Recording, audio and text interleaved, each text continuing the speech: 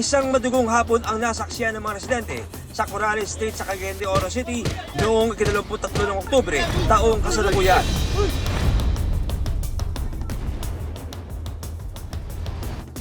Pagkatapos ng rumble, isang minor de edad ang naiwang may saksak at nakadusay sa kalsada.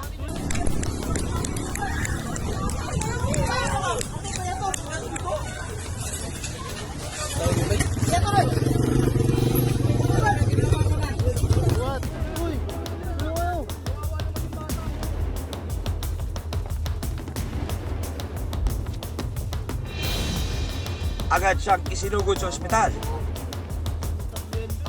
Saka yung mga tao doon nga nakakita ng insidente, dinala po siya doon sa provincial hospital po. Kinilala ang biktima na si Nathaniel Ibalang, 13 taong gulang. Samantala, walang kamalay-malay ang pamilya ni Nathaniel na may masamang nangyari sa kanya. Ayon sa nakakatandang kapatid ni Nathaniel na si AJ, katatapos lamang niya magsimba nang lapitan siya ng isang kakilala. Oh, bakit? Yung kapatid mo nasaksak.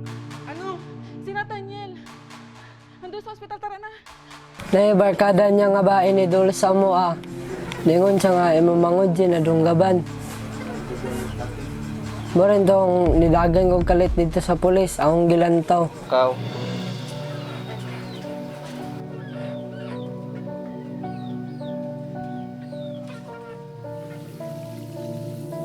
Noong mga oras na yon, nasa kanilang bahay naman sa barangay Kamamanan ang ina ni Nathaniel na si Josie Ibalang.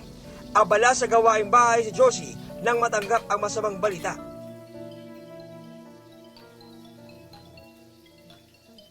Hello? Oh, AJ. Ano? Ano? Bakit ano nangyari kay Nathaniel? Katong kuan ma'am, ikatulong na ako nag-anak, nag-chat sa ako nga nadunggaban doon si Nathaniel. Ayon pa kay Josie, ilang kakilala ang nagpadala sa kanya ng video ng nangyaring gulo. Hindi na ako ka-istorya dahil ang katong chat, di rin ako gihatag sa, ay gianin ako dali sa kong mamagpapa na tingala sila, sige ako niilak, di na ako ka-istorya. Kuan, ipabasa rin ako ang katong chat. Laking gulat ni Josie, maging ang lola ni Nathaniel na si Rosalinda nang mapalood ang video. Ah! Ay, Diyos ko! Ay! Yung anak ko! Yung anak ko! Sandali yung anak ko! Ay, yung anak ko! Mga ganito nga, nagsigiran ng kuan na to suka, kuan ako, na silang papa po, sige na sila kuan, si mama din naglaka.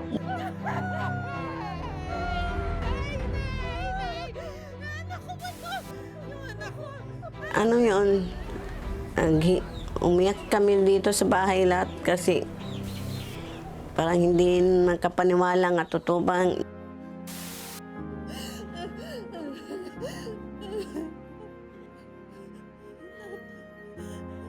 Isinugod ng taong bayan sa pinakamalapit na ospital si Nathaniel, pero hindi na siya umabot ng buhay.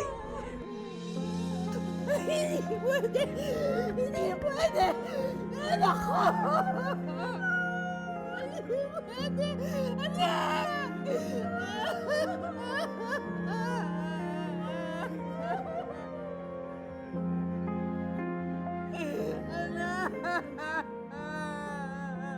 Gabi ko kuan ma'am, sakit ng kayo, hindi ko kadawat.